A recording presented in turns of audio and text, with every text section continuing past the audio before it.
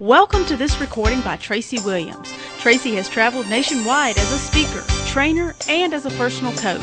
He is rapidly becoming one of the most sought-after speakers today. If you would like to book Tracy, contact him at P.O. Box 211, Havelock, North Carolina 28532, or call 252-447-5655, or visit his website at www.tracywilliams.com.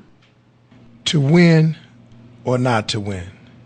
This is a question that most human beings at least once in their lifetimes has asked themselves or been asked by others and or life itself.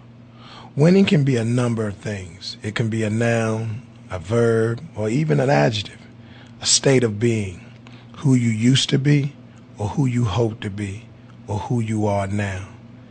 Today, I would like to share with you my thoughts about the process of winning, probably in a way not familiar to most of you listening at this moment.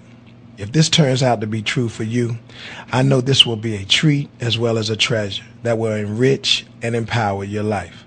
So before we get started, let me inform those who listen and do, and forewarn those who listen and don't, that information without application leads to frustration. The power is manifested in the doing, y'all, not just the knowing. So now, let's focus on some key components of the process of winning.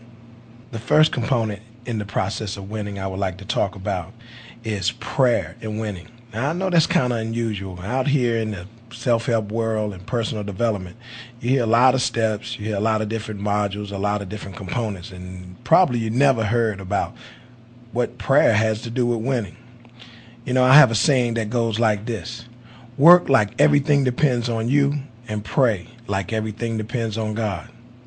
You know, when I was 14 years old, I decided I wanted to be a pro basketball player.